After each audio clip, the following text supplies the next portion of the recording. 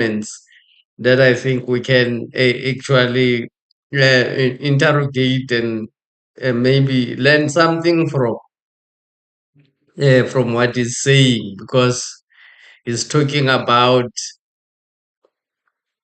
serious politics. He's talking about ocean politics, or maybe before, in actual fact, before I elaborate or talk, let him talk, and then along the way, I will stop him to comment on some of the issues that he's talking about, so that we're together. Because where is my ocean? I'm entitled to that ocean. In future, we are going to have wars. The Americans are now saying they want to be superior in land forces, on land. They want to be superior in the air force. They want to be superior at sea, navy. They want to be superior in space. And they have all been to the moon. The Americans have been to the moon, the Russians, the Chinese, the Indians have now gone. You fellows, you are here on Earth. Those fellows are on the moon, looking at you like insects. I don't like to be in that situation. That's why I say, you people, why don't you see how to unite? Because Uganda, even if you wanted to build a navy, how can you build it? We don't have access to the sea. Some of the countries have no access to the sea. For economic purposes, but also for defense purposes, you are stuck. How do I export my products? That's why we have got endless discussion with Kenya, then this one stops, then another one comes, then the railway, the pipeline, the what? Is talking about the fact that in Africa we've got countries that we call landlocked countries. A landlocked country, if you don't know, a landlocked country, it's countries which does not have access to the ocean, direct access to the ocean. South Africa has got that direct access to the Indian Ocean, meaning South Africa has shares a border with the Indian Ocean and the Atlantic Ocean.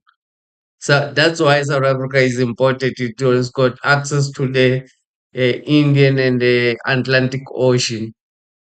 Between in Cape Town, the Cape Point, it's where the Indian and the Atlantic Oceans are actually meeting. So um, President Museveni here is, by the way, campaigning to come back as president of Uganda. He's talking about countries which are landlocked to the ocean. And ocean, because there's a lot of things that you cannot be able to transport on air due to weight and cost of transporting on air, but cheaper to transport on through the ocean, through the waters. The issues that Burkina Faso, Mali, and Niger is facing. Burkina Faso, and Niger, and Mali are also so-called landlocked countries. Museveni is now challenging this issue. He's been talking about these issues for quite a. There has been Eddie Amin tried to talk about it in the past, or tried to threaten to invade Kenya for the sake of access to the ocean, and of which I understand. I really understand. It does not make sense. When they were drafting the colonial borders, there are countries like Botswana, countries like Swaziland, countries like Uganda, which are landlocked, meaning they don't have direct access to the ocean. And the ocean is very important. It's a very important economy which black people are not necessarily involved in. But it's one of the biggest economy. I would say it's the biggest economy of all, because the ocean, the transportation, the logistic, the ocean economy. When we talk about the transportation, it's huge. Happens there. There's a whole lot of economy that needs to be. There's a whole lot of economy that needs to be taken care of in the ocean. So he's talking about the fact that even if you want to build a navy, he's not going to be able to build a navy because it does not have direct access to the ocean.